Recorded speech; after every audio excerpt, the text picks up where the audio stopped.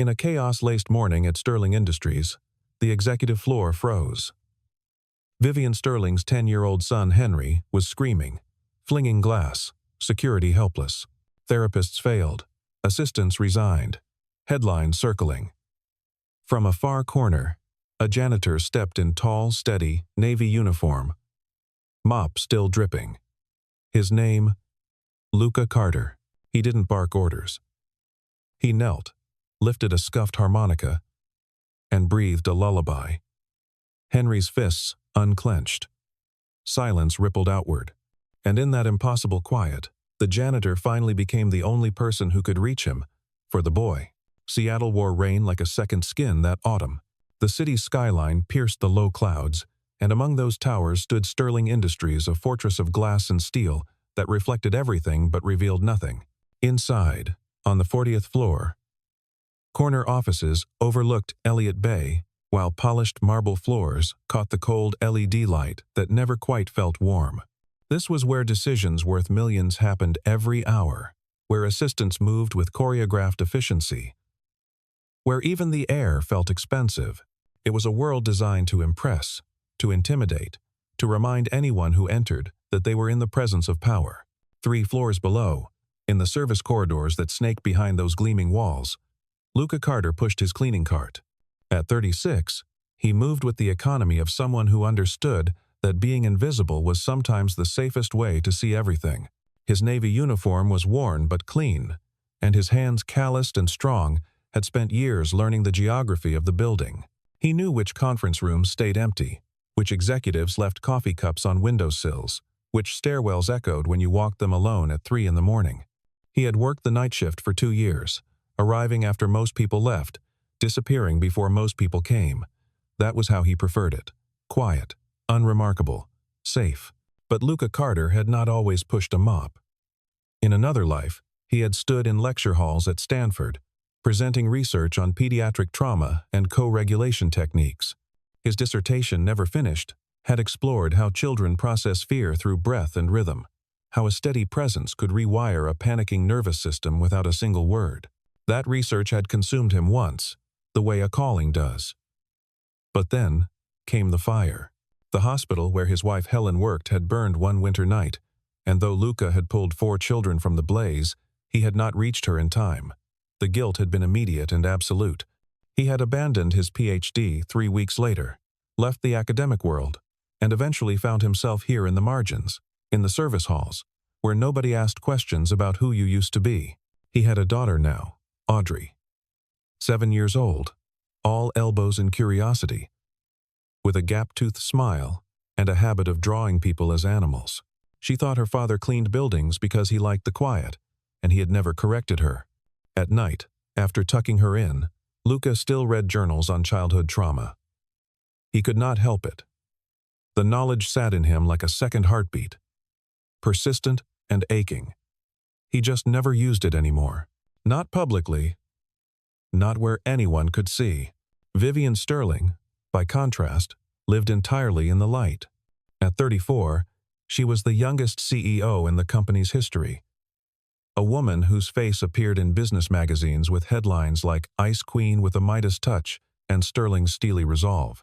Her hair was platinum blonde, cut in soft waves that framed a face people described as beautiful, in the way a knife is beautiful, precise, sharp, effective. She favored red dresses with clean lines, and she moved through board meetings the way a conductor moves through a symphony, every gesture deliberate, every silence calculated. She had taken over the company after her husband died in a car accident 2 years prior, and if grief had touched her, she had locked it somewhere the cameras could not reach. Control was her currency. Certainty was her armor. But control had limits. And those limits had a name. Henry Sterling. Henry was 10 years old, small for his age, with dark hair that fell into eyes that had stopped meeting anyone's gaze 6 months ago. The trauma had started the night of his father's accident. Henry had been in the car, had heard the shattering glass, the blare of horns, the screaming silence that followed. He had survived with a broken arm and a broken ability to trust sound. Now, certain noises sent him spiraling, glass breaking, sirens wailing, even the sharp ring of his mother's phone during meetings. He would freeze, or he would explode. There was no in-between, no warning. Therapists came and went. Serafina Cole, a well-regarded child psychologist, had worked with Henry for 4 months before admitting that her cognitive behavioral techniques were not reaching him. Medications helped him sleep, but not heal. Vivian had tried everything her money and her desperation could buy, and still her son flinched when she entered a room. Still, he hid under desks when the board convened. Still, he carried his father's pocket watch, a silver antique that no longer ticked, clutched in his fist like it was the last solid thing in the world. Vivian's executive team learned to navigate around the boy's presence. Astrid Vaughn, the head of public relations, handled it with icy pragmatism. Keep the boy out of sight. Keep the media out of reach. Keep Sterling Industries looking strong. Beatrix Monroe, a board member with silver hair and an accountant's soul, framed it as a liability. The CEO's personal struggles could not become the company's burden. Flynn Davenport, the chief operating officer, and the closest thing Vivian had to a friend in the building, simply looked sad whenever Henry's name came up. He understood what it cost her. This fracture between the woman who could command a room and the mother who could not calm her child. Amanda Price, Vivian's executive assistant, was perhaps the only person who saw both sides without flinching. She brought Henry coloring books during long meetings, placed bottles of water within reach when he hid under furniture, and never once acted like his presence was an inconvenience. But even Amanda could not stop the meltdowns. Nobody could. Until the morning everything changed. It was a Thursday. The board had gathered in the main conference room for the quarterly review. Vivian stood at the head of the table, mid-presentation, her voice steady as she walked them through revenue projections. Henry sat in the corner, headphones on, drawing in a notebook Amanda had given him. Everything was fine. Everything was controlled. Then construction started on the site next door. Dante Wilkes, the contractor overseeing a new high-rise, had scheduled pile driving that morning, and nobody had thought to warn Sterling Industries. The first impact sent a shudder through the building. The second cracked the water glass on the conference table. The third shattered it. Henry's scream cut through the room like a siren. He bolted upright, flinging his notebook, his hands covering his ears as his breath came in ragged, choking gasps. Security moved toward him, but he recoiled, scrambling under the table, his small body folding into itself. Serafina Cole, present for consultation, knelt and tried to talk him down, using the measured tones of therapeutic intervention. Henry only screamed louder. Vivian's face went pale, her hands shaking as she crouched near her son but did not touch him. She had learned that touch during a meltdown only made it worse. The board sat frozen, unsure whether to leave or stay, trapped in the terrible intimacy of a child unraveling. And then, from the doorway, came a presence nobody had noticed arriving. Luca Carter. His cleaning cart was parked just outside, the mop still dripping faint streaks of water across the marble. He did not ask permission. He simply stepped inside, moving with the kind of calm that does not hurry or hesitate. His work boots made no sound. He did not look at the board, or at Vivian, or at the security guards who were radiating tension. He looked only at the space under the table where Henry had curled into a knot. Luca crouched low, 6 feet away, giving the boy distance. He did not call his name. He did not reach out. He simply positioned his cleaning supplies, the mop, the small trash bin, as if they were walls, creating a boundary that felt like safety rather than enclosure. Then, from his pocket, Luca withdrew a small, scratched harmonica. It was old, the metal dented, the wood worn smooth by years of handling. He lifted it to his lips and played a single note. Long, steady, soft. Henry's sobbing stuttered. His hands dropped an inch from his ears. Luca played another note, then another, building a lullaby that had no name but felt like breathing. 4 beats in, 4 beats held, 4 beats out. The rhythm was hypnotic, deliberate, a pulse that asked the boy's lungs to follow. Slowly, impossibly, Henry's chest began to sink with the melody, his fists unclenched, his eyes, red and wet, locked onto the harmonica. Luca kept playing, his gaze steady and gentle, as if this were the only thing in the world that mattered. And then Henry whispered something. His voice was so small that only Luca and Vivian, kneeling nearby, could hear it. "That song," Henry said. "My dad used to hum that song." Luca lowered the harmonica. "I didn't know," he said quietly. "I was just listening to your breathing." The room stayed frozen. Security did not move. The board did not speak. Vivian stared at this man in a janitor's uniform who had just done what 6 months of experts could not. Astrid Vaughn, watching from the back, already mentally drafting the spin, because this, whatever this was, could not leak to the press without a strategy. Beatrix Monroe looked appalled. Flynn Davenport looked fascinated, but Luca Carter simply stood, pocketed his harmonica, and nodded once to Vivian. Then he returned to his cart and wheeled it away, leaving behind only the faint, wet tracks of his mop and the strange, fragile silence of a boy who had finally stopped screaming.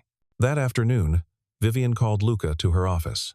It was the first time he had ever been above the service floors during daylight hours, and the elevator ride felt like crossing into another country. When he entered, Vivian stood by the window, arms crossed, her red dress a sharp line against the gray sky beyond. She did not thank him. She asked him how. Luca explained, in terms stripped of jargon, what co-regulation was. How a child in distress could not think his way out of panic, he could only breathe his way out, and he needed someone else's rhythm to follow. How the harmonica was not magic, just a tool. How creating physical boundaries without trapping a child gave them the illusion of control, which was sometimes all they needed to find real control. Vivian listened without interrupting. Then she asked the question that mattered. "Can you do it again?" Luca hesitated. "I'm not a licensed therapist," he said. "I'm a janitor." "I don't care what your title is," Vivian said. "I care if my son can breathe." Larissa Grant, the company's legal counsel, was brought in within the hour. She made it clear that there were risks employing someone without credentials to work with a child, even informally, open doors to liability. But Flynn Davenport, ever the pragmatist, pointed to results. Henry was calm. For the first time in months, he was calm. That had to count for something. Astrid warned that if the press caught wind of a janitor treating the CEO's son, the optics would be a disaster. Beatrix argued that the company was not a laboratory for untested interventions. But Vivian Sterling did not build her empire by bending to caution. She made a decision. Luca would stay on as part of the facilities team, but with an added, informal role: environmental support for Henry. He would not provide clinical therapy. He would simply be present, creating calm spaces, using techniques that required no license, breathing exercises, sensory adjustments, routine. Amanda was tasked with setting up a small room near the rooftop garden, a quiet corner with soft lighting and plants, where Henry could go when the world became too loud. Luca would help manage that space. Everything would be documented. Everything would stay private. Luca agreed, but only after calling his daughter's babysitter to explain he might need to bring Audrey to work occasionally. Vivian said that was fine. She had stopped caring about the rules that did not serve her son. The first week was careful, tentative. Luca met Henry each morning in the quiet room Amanda had prepared. He did not ask questions. He did not push. He simply taught the boy to breathe in patterns: 4 counts in, 4 counts held, 4 counts out. He mapped Henry's triggers: breaking glass, sirens, the sharp pitch of Vivian's phone during meetings, even the schedule of board sessions that took his mother away for hours. He wrote it all down in a battered notebook, building what he privately called a trigger map, so that he could anticipate and diffuse before the explosion happened. He gave Henry small tasks, choosing which broom to use, wiping down a section of floor. It sounded absurd, but it worked. Giving a child who felt powerless the ability to control something, even something small, could shift the whole day. Henry began to relax. The meltdowns, which had been daily, dropped to twice a week, then once, then none for 5 straight days. Audrey, when Luca brought her by one afternoon, did what children do best. She ignored all the heaviness and simply made a friend. She showed Henry her sketchbook, where she had drawn Luca as a bear and herself as a fox. "What animal are you?" she asked Henry. He thought about it, then said, "A knight." Audrey immediately drew him with armor and a harmonica for a sword, which made Henry smile for the first time anyone could remember. Slowly, through Audrey's unfiltered ease, Henry began to speak more. He told Luca about the fire dragon in his head, the sounds that made him feel like the world was burning. Luca did not correct the metaphor. He worked with it, teaching Henry to imagine the harmonica as a shield, the breathing as water that could cool the dragon down. Every evening, Luca documented the progress in his notebook. Number of episodes per week. Decreasing. Recovery. Time. After a trigger. Shortening. Vocabulary. For describing fear. Expanding. It was clinical data dressed in the humble language of a janitor's checklist, but it was also hope, written in careful handwriting that no one but Luca would ever see. But progress in private does not stay private for long. A financial blog, hungry for content, picked up a rumor. The CEO of Sterling Industries had hired her janitor as a babysitter. The headline was cruel in its simplicity. Sterling's desperation, cleaning crew now childcare. The story was thin on facts but rich in insinuation, and within hours, it was everywhere. Astrid Vaughn entered Vivian's office with a tablet full of screenshots and a voice full of urgency. "We need to cut him loose," she said. "Before this becomes the story," Beatrix Monroe agreed during an emergency board call. "We're a corporation, not a social experiment," she said. "This reflects poorly on leadership." Flynn Davenport, trying to find middle ground, suggested a temporary step back while they developed a formal communication strategy. Even Amanda, loyal as she was, looked uncertain.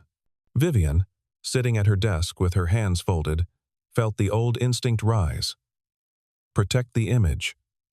Control the narrative. Do whatever it takes to look strong. She called Luca into her office and, in a voice that was colder than she meant it to be, told him that he needed to reduce his visibility for the next 2 weeks while the company finalized a partnership deal. No more morning sessions. No more rooftop room. Just cleaning. Just his job. Luca nodded. He did not argue. He simply left. But Henry, who had been sleeping through the night for the first time in months, woke up screaming that evening. The nightmares came back. The hiding under furniture came back. Serafina Cole returned with her abstract cognitive exercises, and Henry shut down entirely, retreating into the silence that Luca had so carefully coaxed him out of. 3 days later, Vivian found herself standing outside the service entrance at midnight, watching through the glass as Luca wiped down floors in an empty hallway. He worked with the same steady rhythm he brought to everything, and she realized, suddenly and sharply, how much she had leaned on that steadiness without ever naming it. She opened the door. Luca looked up, surprised. "I made my son a performance metric," Vivian said quietly. "I tried to fix him like he was a broken quarter report." "I'm sorry." Luca set down his mop. "I don't want to replace anyone," he said. "I just wanted him to be able to breathe." They stood there in the fluorescent hum of the service hall, and for the first time, Vivian did not feel like a CEO speaking to an employee. She felt like a mother speaking to the only person who understood what her child needed. They agreed, without ceremony or contracts, that Henry came first. The press could say what it wanted. The board could object. But the boy who could not catch his breath mattered more than optics. By the end of the week, Luca was back in the rooftop room with Henry. Astrid was told to prepare a statement if necessary, but not to act preemptively. Beatrix was overruled, and slowly, carefully, the work continued. It was Flynn Davenport who found the thesis. He had been searching the company's archival storage for old project files when he came across a forgotten box of academic papers left by a contractor years prior. Inside, buried beneath lease agreements and safety reports, was a dissertation draft. The title page read, "Co-Regulation Strategies for Pediatric Trauma, a Framework for Non-Clinical Intervention." The author, L. Carter, Stanford University. Flynn brought it to Vivian without explanation. She read it in one sitting, the language dense but unmistakable. Luca Carter was not some janitor who stumbled into helping her son. Had been a researcher who understood trauma at a level most licensed therapists never reached. When she confronted him, Luca did not lie. He told her about Stanford, about the years he spent studying how children healed, about the hospital fire that killed his wife Helen while he pulled other people's children to safety. He told her he left academia because he could not stand being celebrated for saving lives when the one life that mattered most had slipped through his hands. Vivian did not pity him. She simply looked at him differently, not as the help, but as someone who had chosen to stay small not out of failure, but out of grief. And she saw, perhaps for the first time, that leadership was not always about standing in the spotlight. Sometimes it was about kneeling in the quiet with a harmonica and refusing to leave until the child could breathe.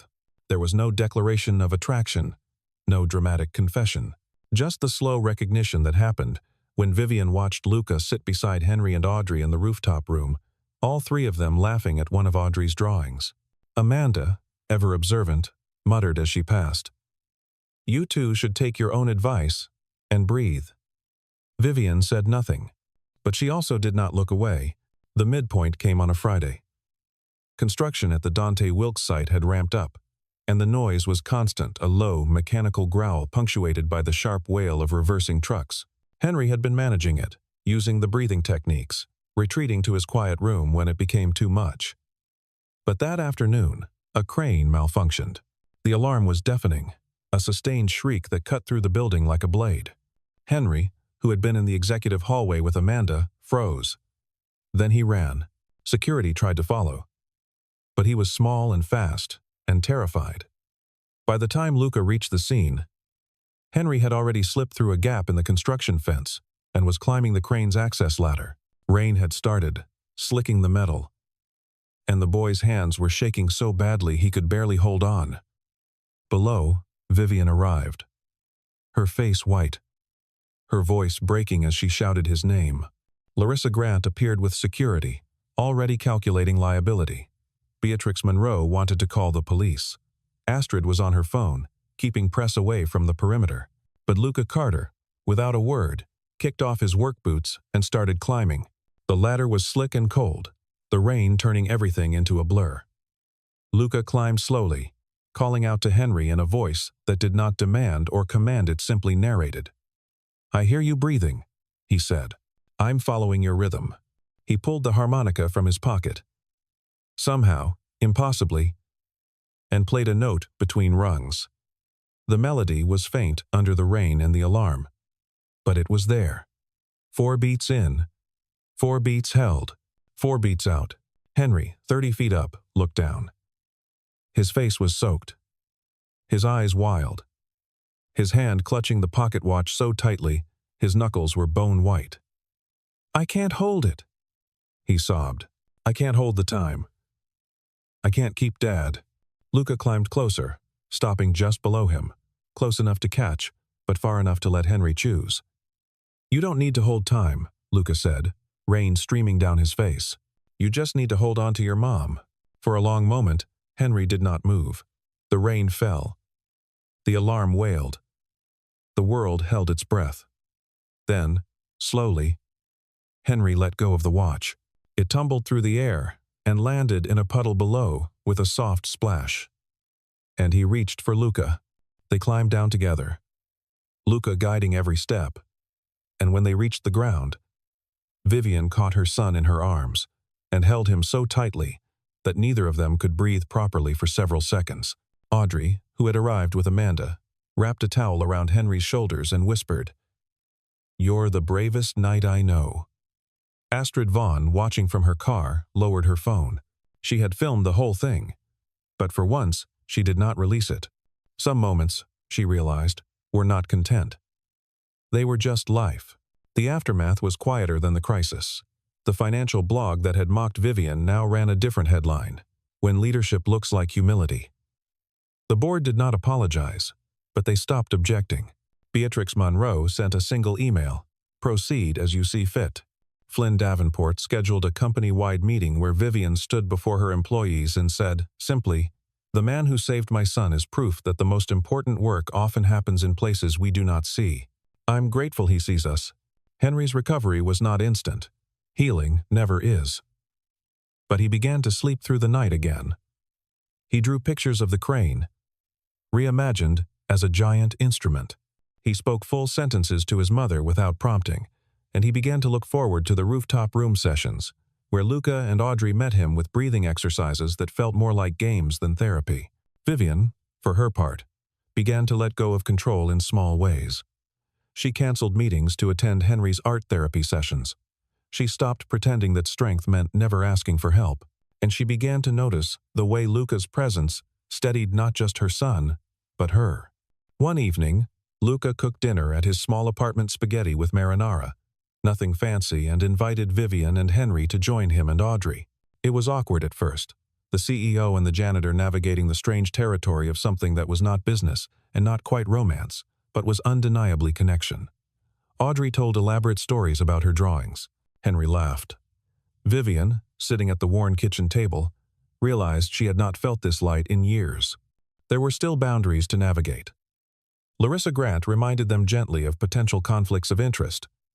An employee, however valued, romantically involved with the CEO, could create legal complications. Vivian addressed it head-on at the next board meeting. "We are not hiding," she said. "We are prioritizing what matters. If that creates discomfort, I will accept that discomfort, but I will not sacrifice my son's well-being or this man's dignity for optics." It was not a love story in the traditional sense. It was slower, built on shared purpose and mutual respect. They held hands during Henry's breakthrough moments, a quiet acknowledgement that they were building something together. And when Vivian finally kissed Luca, months later in the rooftop room after the children had fallen asleep on beanbags surrounded by drawings, it felt less like a beginning and more like a confirmation of what had already been true. The gala happened in early spring. Sterling Industries hosted Open Doors, a fundraiser for children's mental health initiatives, and the ballroom was filled with warm yellow light that softened the glass walls into something inviting rather than cold. Henry, dressed in a small suit that made him look older than 10, walked to the microphone without prompting. "Uncle Luca taught me how to breathe," he said, his voice steady, "and my mom taught me how to stand." The applause was long and genuine. Vivian, standing beside Luca at the edge of the room, felt tears she did not bother to hide. Astrid Vaughn, orchestrating the event, allowed herself a rare smile. Even Beatrix Monroe, seated near the front, nodded in approval. But the real moment came when Vivian took the stage and made an announcement. Luca Carter, she said, was being appointed Director of Community Outreach. His role would be to develop and implement breathing corners, small, quiet spaces in local schools where children could learn co-regulation techniques. He would train parents, teachers, and staff in the same methods that had saved her son. It was not charity. It was investment in the infrastructure of healing. Luca, standing in a borrowed suit that fit poorly but felt right, nodded his acceptance.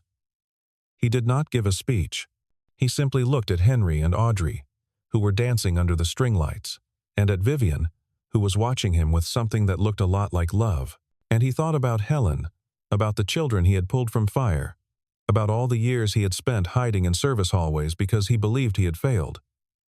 Maybe he had, but maybe failure was just the long road to learning what mattered. The gala ended late, the lights stayed warm, and in the quiet that followed, as staff cleaned tables and folded chairs, Vivian leaned her head against Luca's shoulder and whispered, "Thank you." He did not ask what for. He simply took her hand. Henry and Audrey fell asleep in the car on the way home, curled together like siblings, their breathing synchronized in the way that only children who feel safe can manage. The rain had stopped. The city lights blurred past the windows. And somewhere in the pocket of Luca's jacket, the old harmonica rested, scratched and dented, and still capable of making music when it mattered most. The voice that tells this story does not belong to any one person. It belongs to the space between them, the janitor, and the CEO. The boy and the girl, the mother and the man who taught her that sometimes the strongest thing you can do is kneel down and breathe with someone until they remember they are not alone. It is a story about how healing is not a luxury or a weakness. It is a rhythm. It is something you learn by following someone else's steady pulse until you find your own again. Luca Carter did not just calm the heart of one boy. He mended 3 souls that had been fractured by grief and pressure and the weight of trying to hold time in their hands. And in doing so, he proved what people who live in the margins have always known, that the most essential work is often done by those the world does not see. That a harmonica can be a lifeline, that breath, shared between 2 people in a moment of terror, can become the foundation of trust. That sometimes, the person who saves you is not the one with credentials or power or certainty. Sometimes, it is just the one who stays, the one who kneels, the one who plays a single note and waits for you to find the courage to breathe along. And when you do, when you finally exhale and the world stops spinning and you realize you are still here, still whole, still capable of standing, that is when the real work begins. That is when you learn that survival is not the end of the story. It is only the beginning. The rest is what you build with the people who refuse to let you fall. The rest is family. The rest is love. The rest is life, lived not in the spotlight or the shadows, but in the quiet spaces where 2 people can hold hands and watch their children dance and know, without question, that they are exactly where they are supposed to be. The rain returned that night, soft and steady, washing the city clean. And in a small apartment where a janitor and a CEO sat together on a worn couch, listening to the sound of children breathing in the next room, there was peace. Not the absence of struggle, but the presence of something stronger. Not the end of fear, but the beginning of knowing that fear does not have to win. That breath, rhythm, presence, these simple, profound things are enough. They were always enough. And somewhere in Seattle, in schools that would soon have their own breathing corners, in boardrooms that would learn to value steadiness over spectacle, in the lives of children who would grow up knowing that panic does not have to be permanent, Luca Carter's work would continue. Not because he sought recognition, but because he understood what so many people spend their whole lives trying to learn, that the quietest acts of care are often the ones that change everything. That love is not always loud. That heroism is not always visible. And that sometimes, the person who saves the day is just the one who stayed when everyone else looked away, who played a song when the world was screaming, who whispered in the dark that you are not alone, you have never been alone, and you never will be. The harmonica rests on the table. The rain continues to fall, and the story, like all true stories, does not really end. It simply becomes part of the rhythm of the world, one breath at a time.